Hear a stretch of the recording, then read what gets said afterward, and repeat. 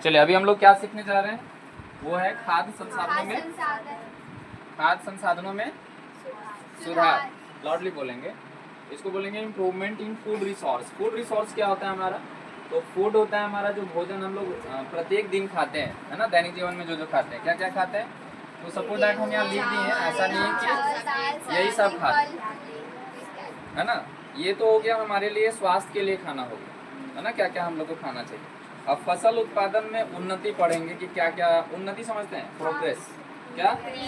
सबसे पहले हम लोग ना खाने के बारे में जानते हैं कि अगर ये खाद्य संसाधन आया तो उसका सुधार क्यों करेंगे। पहले क्वेश्चन ये हमारा क्या है, सुधार हम लोग क्यों करेंगे, अच्छा ही नहीं है इसलिए सुधार करेंगे। तो सबसे पहले देखते हैं क्या अच्छा नहीं है। एक हम क्वेश्चन करते हैं, क्या क्वेश्चन हमारा ये है कि इधर से जो सुबह 6 बजे से 9-10 बज जाता है खाना बनाने के लिए, कौन कौन सा, तो दाल चावल और सब्जी, इतना टाइम लगता है ना, नहीं लगता है। सुबह से लेकर के सबके लिए इतना टाइम लग जाता है। और इधर जो है हमारा एक फूड है जिसको हम लोग बोलते हैं फास्ट फूड। इसमें कौन कौन आ जाएगा, चाउमीन, पिज्जा, बर्गर, है ना, मोमोज, गुपचुप, है ना, डोसा, इडली, ये दो जो बोले वो ठीक है जहाँ तक, समोसा, है ना।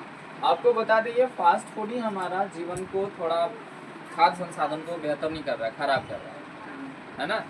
सुबह सुबह का जो हम लोग को डाइट होना चाहिए वो सुबह सुबह में केवल और केवल पहले फल या सब्जी होना चाहिए, सलाद होना चाहिए, उसके बाद कुछ खाना है।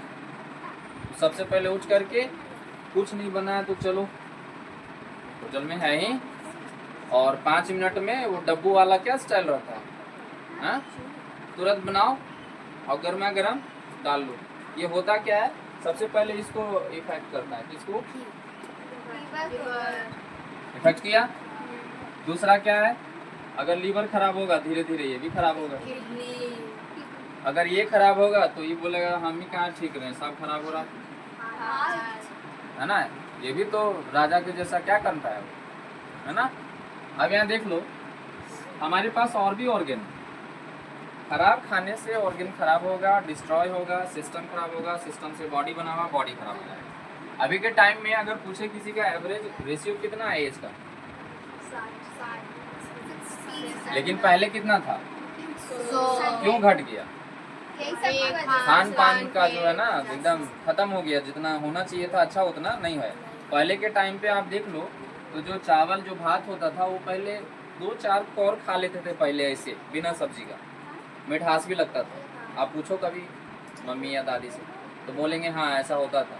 लेकिन अभी आप खा के दिखा दो, एक कौर नहीं अंदर होगा। क्यों, सारा का सारा हाइब्रिड खा रहे हैं, सारा का सारा ऑर्गेनिक खा रहे हैं। जितना चावल जितना सब्जी है सारा का सारा सब में क्या है, रासायनिक चीज़ें हैं। और धीरे धीरे, रसायन का मतलब समझते हैं, जो घास में हम लोग कीटाणु वाला दवा डाल रहे हैं वो धीरे धीरे हमारे शरीर में जा रहा है। अब उसको कौन फिर डिटॉक्सिफाई करेगा। तो कल हम लोग ये भी सीखे डिटॉक्सिफाई होता कैसे। किसको किसको पता है कि हल्दी में क्या पाया जाता है, हल्दी में करक्यूमिन पाया जाता है। करक्यूमिन क्या होता है, जैसे मान लो ये हल्दी और इसके बीच में एक ये गांठ है, क्या है, तो गांठ में जो टूट करके ऐसा वाला जो दिखेगा आपको, जैसे ये मान लो तो ये हल्दी और ये टूट करके जो दिखेगा इस तरह से, इसी को करक्यूमिन बोलते हैं। हाँ, और करक्यूमिन करता क्या, हमारे शरीर को एकदम डिटॉक्सिफाई करता है। कभी कभी आप लोग सुने होंगे कि जब शरीर वगैरह ज़्यादा दर्द कर रहा है तो मम्मी या फिर कोई होंगे जो आपको दिए होंगे, शायद आप याद कीजिएगा, दूध के साथ हल्दी मिला के पीने के लिए बोलते हैं।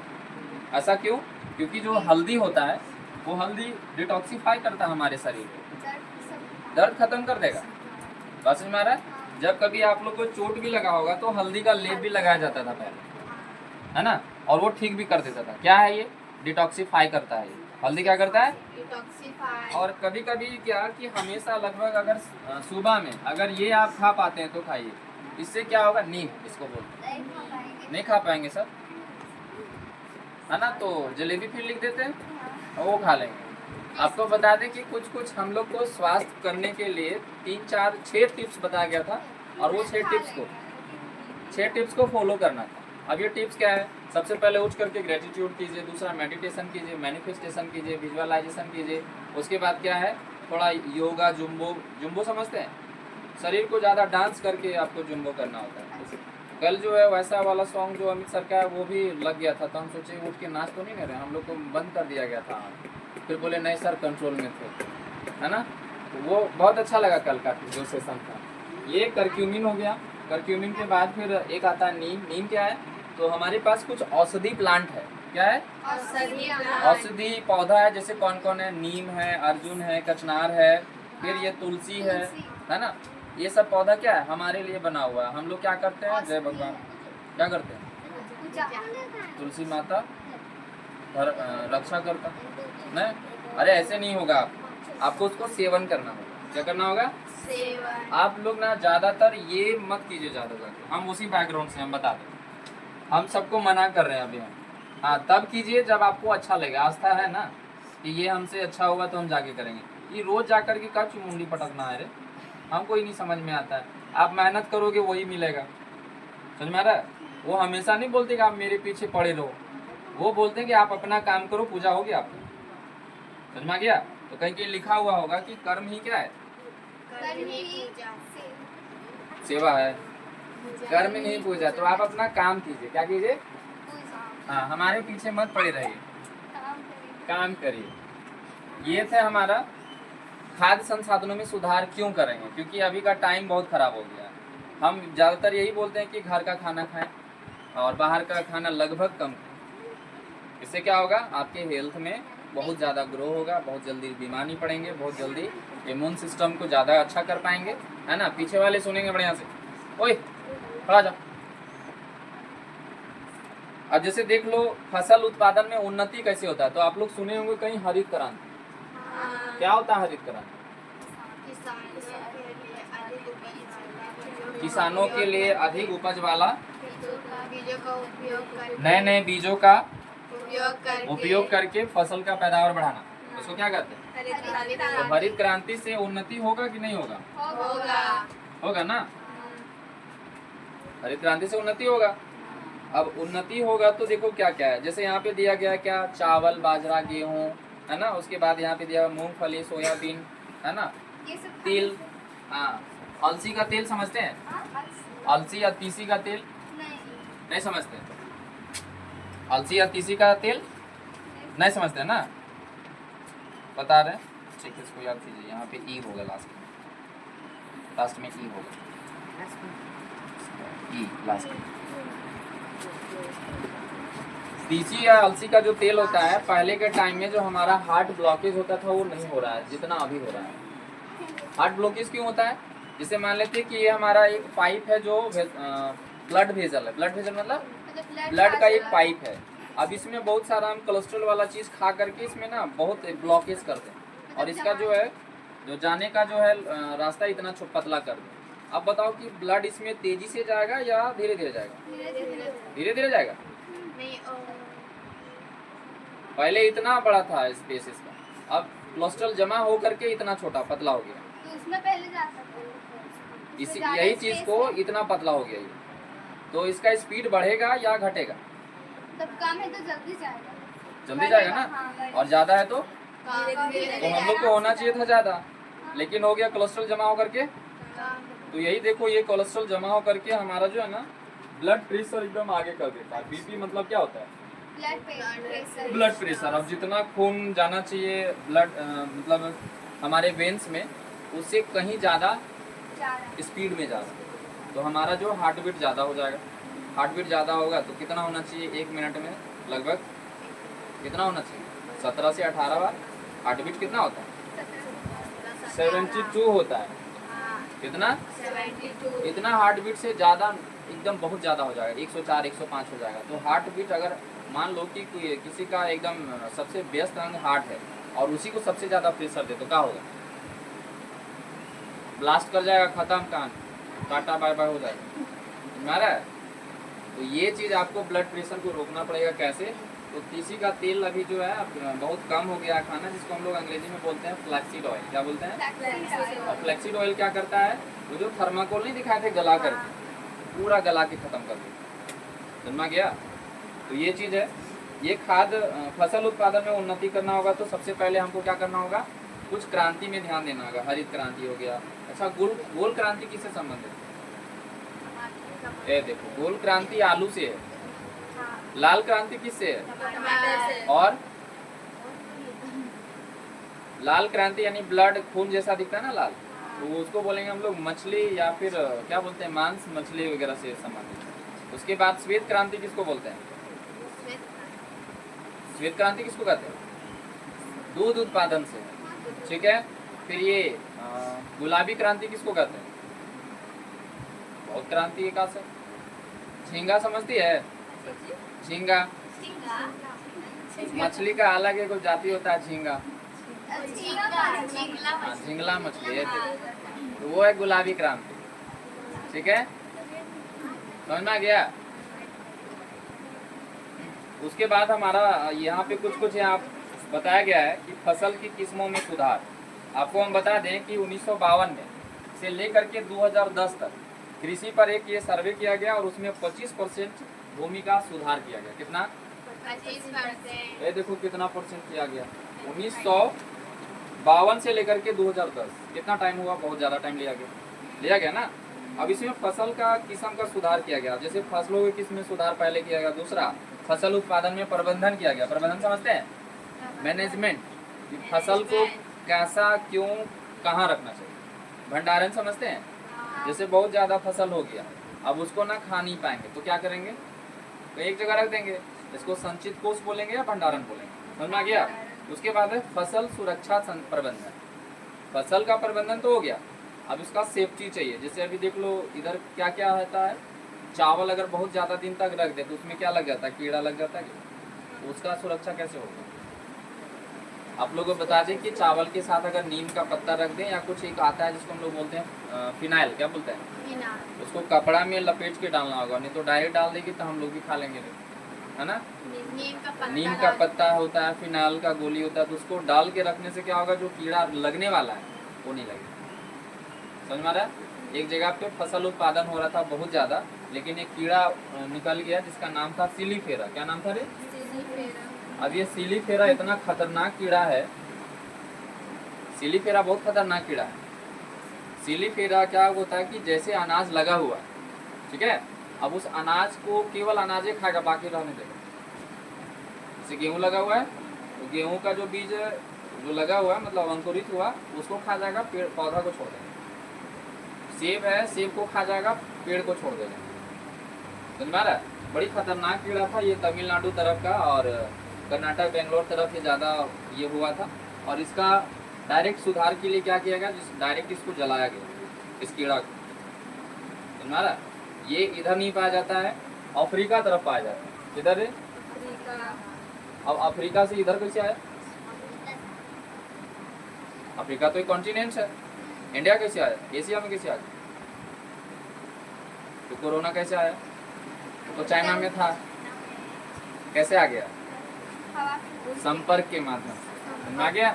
हाँ, कोई भी वायरस बनने से पहले एक एंटी वायरस बनता है, पहले बनता है। एंटी वायरस मतलब सांप अगर काट दिया तो उसका कुछ एंटीट्यूड डालना होगा, तब तो सही होगा, कि ऐसे सही हो जाएगा। तो एंटी वायरस क्या करता है, वो ठीक करता है, मेडिसिन होता है।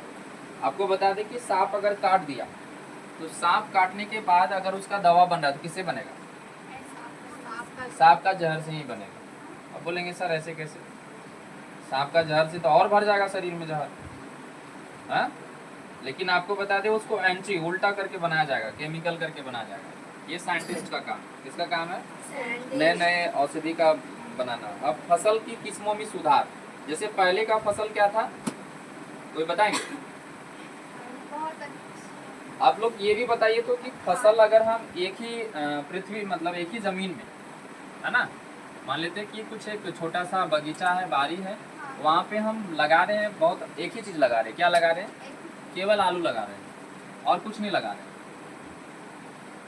लेकिन होता क्या है, इसी पृथ्वी में, इसी ज़मीन में क्या करते हैं हम लोग? आलू भी लगाते हैं, मक्का भी लगाते हैं, जो चीज़ चाहें सब लगाते हैं। लेकिन हम केवल एक ही तरह का फसल करते रहें तो इससे क्या होगा कि आलू का जो मिलने वाला मिनरल्स है वो लास्टली ख़त्म हो जाएगा, आलू लगना बंद हो जाएगा। आपको पता है कि यहाँ पे मिट्टी का भी जांच होता है, और ये मिट्टी का जांच कौन करेगा? कृषि विभाग वाला।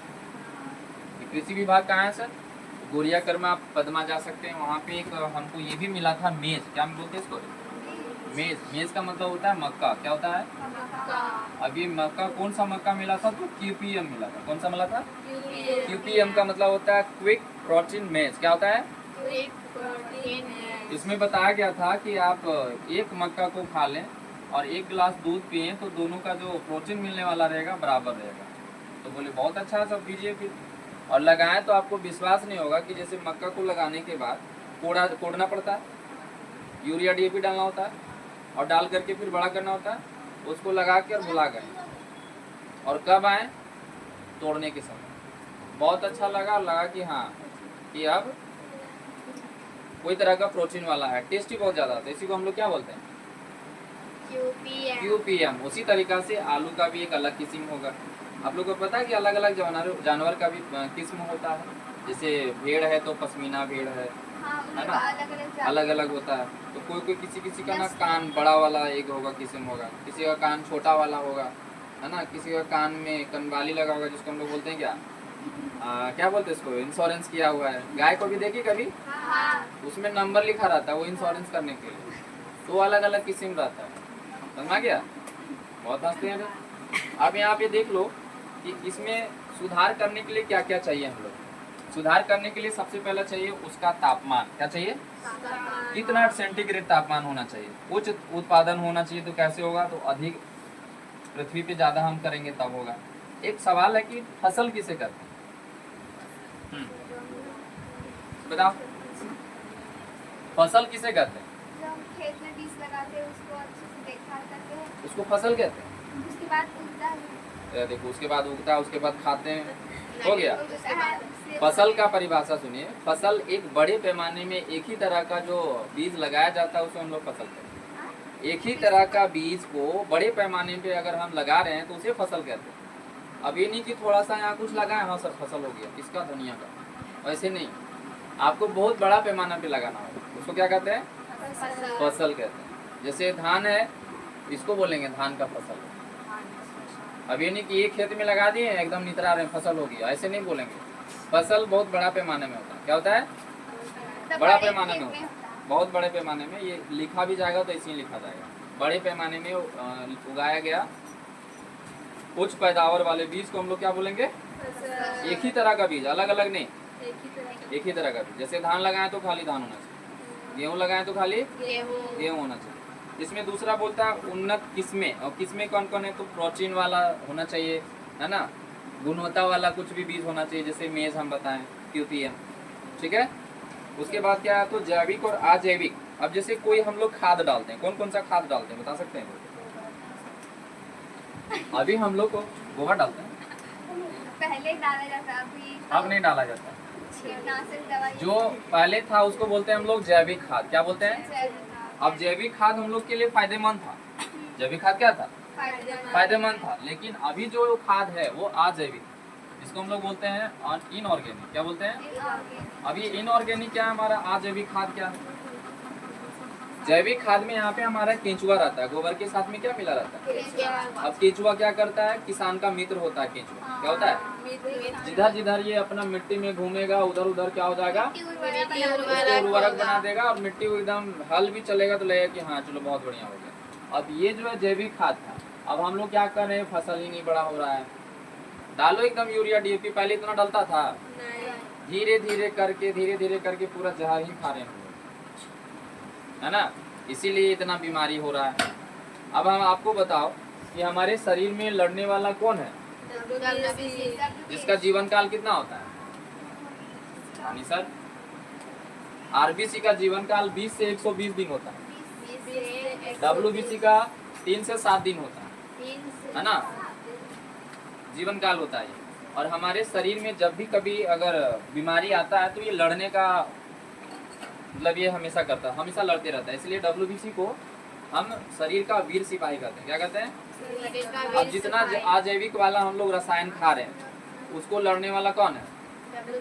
WBC। अब WBC को हम धीरे धीरे क्या कर रहे हैं? मार रहे हैं, जहर दे रहे हैं, है ना। आपको पता है हमारे शरीर में कितना टॉक्सिक है? एक आता है जिसको हम लोग बोलते हैं फुट पैच। क्या बोलते हैं? फुट को हम लोग यहाँ पे लगाना पड़ेगा, पैच को यहाँ पे, और पैच को रात में लगाना और सुबह में देखना कि कितना काला हो जाएगा वो।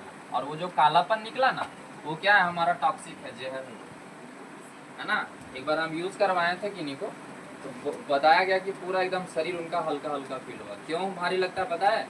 हमारा शरीर में अजैविक चीजें इतना मिल गया कि शरीर पूरा एकदम टॉक्सिक हो गया, जहरीला हो गया।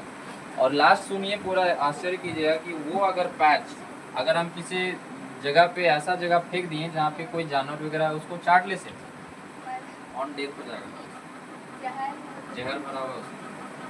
हम लोग इतना शरीर को जहरीला बना चुके हैं और लगातार कर रहे हैं। इसमें ये नहीं कि मतलब हटा रहे हैं, उसको डिटॉक्सिफाई कर रहे हैं। परिपक्वन का मतलब होता है कि कोई भी फसल को लगाएं, उसके बाद हम इसको टाइम दें। यानी धान लगाएं तो तुरंत ना काटे, 4-5 महीने बाद काटे, कि उससे भी ज्यादा टाइम, इससे भी ज्यादा टाइम। ये देखो इतना ही में हो जाता है। नहीं, ज्यादा लगता है। नहीं, ठीक है, अब आते हैं हम लोग व्यापक अनुकूलता। व्यापक मतलब क्या होता है? इसको लिख लो आप। व्यापक का मतलब होता है बड़ा, व्यापक का मतलब अनुकूलता मतलब जैसे एक होता है ठंडा भी ऋतु आ रहा है ना, शीत ऋतु आ रहा है, उसमें अभी जैसे अभी ड्रेस पहने हो वैसे पहनेंगे या कुछ और? क्या पहनेंगे? यही पहनेंगे, इसके ऊपर भी और डालेंगे। हम वही बोल रहे हैं। क्यों डालेंगे ऊपर से? क्योंकि हमको ठंडा के साथ में अनुकूल होना है। क्या होना है? और नहीं अनुकूल होंगे, अगर प्रतिकूल हो गए तो एकदम पूर्ण सिकुड़ करके क्या हो जाएंगे? मतलब जैसा मौसम उसी के अनुसार उसके अनुसार ढलना पड़ेगा। इसको कहते हैं हम लोग अनुकूलता। क्या कहते हैं? अनुकूलता। व्यापक का मतलब होता है बड़ा अनुकूल। अब जैसे मान लो बहुत बड़ा फसल लगाए तो उसको उसके अनुकूल करना पड़ेगा, समझ में आ गया? इसलिए सीजनली एक वेजिटेबल्स और फसल भी लगता है, समझ में आ रहा है? उसको हम लोग कहते हैं। फिर हमारा है ऐच्छिक सस्य विज्ञानी गुण। ऐच्छिक क्या होता है, कोई बताएंगे? इच्छा के अनुसार। ऐच्छिक मतलब चारे होते हैं, जो चारा समझते हैं क्या? चावल, जो गाय को देते हैं। हाँ उसको देते हैं वो। तो वो क्या है हमारा? तो सघन तथा लंबी श्रृंखला को जो हम लोग क्या बोलते हैं? ऐच्छिक बोलते हैं। क्या कहते हैं? ऐच्छिक। हाँ। उसके बाद है अनाज के लिए बौना पौधा। ये क्या? बौना नहीं समझ में आता?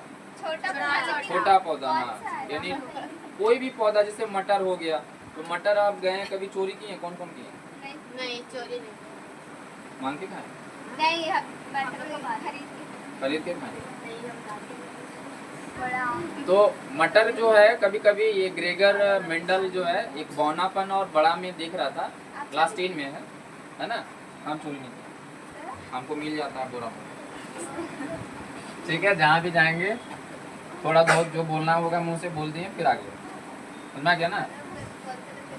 हाँ, बोलते रहता है, मिलते रहता है। आप लोग नहीं बोलते रहते, नहीं मिलते रहता है, इसलिए बोलते हैं, बोलते रहिए। तो ये क्या है, एक तरह से ये बताया जाता है कि कैसे जो है कोई बोनापन आया, कैसे जो है कोई लंबा आया। तो इसमें बताया जाता है अनुवांशिकता। क्या बताया जाता है? जैसे बताया था ना, अनुवांशिक एक गुण होता है, पैतृक या मातृत्व गुण आ जाता है। जैसे मान लो किसी का कान पिताजी का बड़ा तो उसका बच्चा का भी बड़ा, नाक किसी बड़ा तो उसका बच्चा का भी। कभी कभी ऐसे नहीं सुनते हुए पाई होगी किसी को, इसका नाक जो है किसके जैसा है?